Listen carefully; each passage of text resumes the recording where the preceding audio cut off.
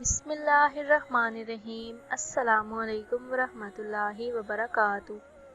میاں بیوی کے تعلقات میں کچھ ایسے ایمان ہیں جن کو ہم معمولی سمجھتے ہیں، جو شریعت میں سنگین جرم ہے۔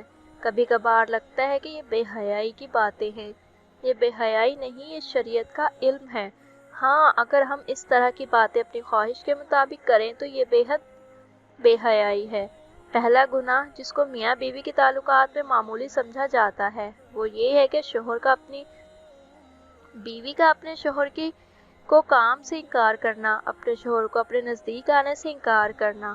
جامع صغیر میں یہ روایت ہے کہ آپ صلی اللہ علیہ وسلم نے فرمایا، جب شوہر اپنی بیوی کو بلائے کام کے لیے تو عورت پر واجب ہے کہ وہ فوراً اپنے شوہر کی بات مان لے، مسوائے شرعی عذر کے۔ شرعی عذر کی وجہ سے بیوی انکار کر سکتی ہے، یعنی ایسی کوئی شرعی مجبوری مثلاً حیض، ماہواری وغیرہ ہو تو وہ ایک الگ بات ہے، لیکن اگر شرعی عذر نہ ہو، آپ صلی اللہ علیہ وسلم فرماتے ہیں کہ وہ عورت فوراً اپنے شوہر کی بات مان لے، خواہ وہ اونٹ کی وہ سیٹ جس پر بیٹھ کے سواری کی جاتی ہے اس پر ہی بیٹھا کیوں نہ بلا رہا ہو۔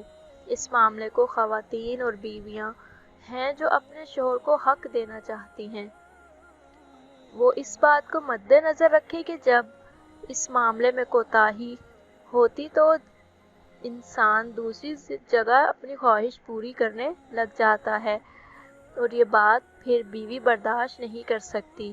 اس لیے شریعت نے اس معاملے کی اہمیت بیان کی ہے۔ دوسری روایت صحیح بخاری کی ہے، آپ صلی اللہ علیہ وسلم نے فرمایا، جب شوہر اپنی بیوی کو کام کے لیے بلائے اور بیوی انکار کر دے اور شوہر اپنی بیوی سے ناراضگی کی حالت میں سو جائے تو جب تک وہ ناراضگی کی حالت میں سوتا رہے گا فرشتے بیوی پر لعنت بھیجتے رہیں گے۔ دوسرا گناہ میاں بیوی کے تعلقات میں جس کو معمولی سمجھا جاتا ہے جبکہ شریعت میں اس کا اتنا سخت گناہ ہے، وہ یہ کہ عورت کا بغیر کسی عذر کے شوہر سے طلاق کا مطالبہ کرنا۔ صحیح جامع صغیرہ کی روایت ہے، آپ صلی اللہ علیہ وآلہ وسلم نے فرمایا، بغیر عذر کے خلا لینے والیاں اور اپنے شوہر سے چھٹکارا حاصل کرنے والیاں، گھر اجاڑنے والیاں، یہ اس امت کے منافق ہیں۔ دوسری روایت میں ہے کہ جس عورت نے بغیر کسی سبب کے اپنے خاوند سے طلاق طلب کی، اس پر جہنم واجب ہے اور یہ جنت کی خوشبو نہیں سونگھے گی۔ یہ کہنا، یہ عذر پیش کرنا کہ میرا خاوند مجھے پسند نہیں یا اس کی انکم بہت کم ہے، میرا گزارا نہیں ہوتا، اس لیے مجھے طلاق چاہیے، تو یہ کوئی شرعی عذر نہیں۔ میاں بیوی کا اکٹھے غسل کرنا، اس لیے اس سنگین جرم اور گناہ سے بچنا چاہیے، اور والدین کو چاہیے کہ وہ بھی چھوٹی چھوٹی باتوں پر اپنی بیٹیوں کو گھر نہ بٹھا لے۔ طلاق شوہر کا حق ہے، اور یہ کتنی ہی بری بات ہے کہ طلاق بیٹی خود ڈیمانڈ کر رہی ہے۔ تیسرا گناہ جو میاں بیوی کے تعلقات میں عام طور پر ہوتا ہے اور اس کو معمولی سمجھا جاتا ہے، وہ یہ کہ حیض کی حالت میں اپنی بیوی سے کام کرنا، ایسی جگہ سے کرنا جو کہ غیر فطری ہے۔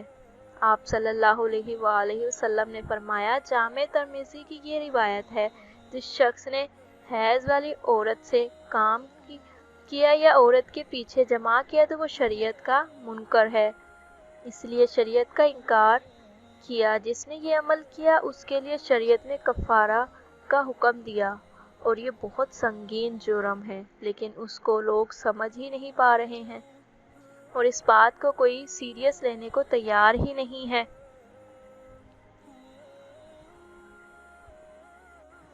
کہ نکاح سے پہلے اس کے آداب اور ازدواجی زندگی کے متعلق سیکھا جائے۔ دنیا جہاں میں ہر چیز کی ٹریننگ ہوتی ہے، ہم وہ لوگ بڑے فخر سے کرتے ہیں، جنابت کام کے بعد سونے سے قبل یا وضو یا غسل لازمی ہے، لیکن جب بات شریعت سیکھنے کی ہے تو وہاں کیا ہے جس کی ہمیں شرم آ رہی ہے؟ دنیا کی بے حیائی میں شرم نہیں آتی، لیکن شریعت سیکھنے یا شریعت کی بات کرتے ہوئے ہمیں شرم آتی ہے۔ چوتھا گناہ میاں بیوی کے تعلقات میں جس کو معمولی سمجھا جاتا ہے، وہ یہ کہ کسی غیر محرم کے ساتھ اکیلے میں ملاقات کرنا اور کسی غیر محرم عورت سے ہاتھ ملانا، یہ بہت سخت گناہ ہے۔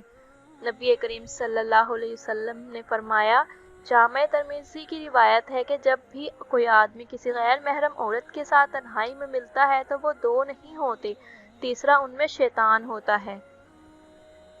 اور آپ صلی اللہ علیہ وسلم نے فرمایا، تم میں سے کسی شخص کے لیے کیل لے کر اپنے سر میں ٹھوک لینا زیادہ بہتر ہے بجائے اس کے کہ وہ کسی غیر محرم عورت کو چھوئے۔ اور ہمارے ہاں یہ المیہ ہے کہ چھونا تو ایک معمولی بات ہے، یہاں تک تو پورا ہاتھ ملایا جاتا ہے۔ ایک بار ایک خاتون جس کو شریعت کا علم نہیں تھا، وہ مدینہ آپ صلی اللہ علیہ وسلم سے بیعت لینے آئی اور آپ صلی اللہ علیہ وسلم کے آگے اپنا ہاتھ بڑھایا۔ آپ صلی اللہ علیہ وسلم نے فوراً اپنے ہاتھ پیچھے کر لیے اور فرمایا، محمد صلی اللہ علیہ وسلم کسی عورت کے ننگے ہاتھ کو دیکھنا بھی پسند نہیں کرتے۔ آپ صلی اللہ علیہ وسلم نے اپنا چہرہ مبارک پھیر لیا۔ اللہ تعالیٰ سے دعا ہے کہ اللہ تعالیٰ ہمیں دین اور شریعت کو سمجھنے اور اس پر عمل کرنے کی توفیق عطا فرمائے۔ آمین ثم آمین۔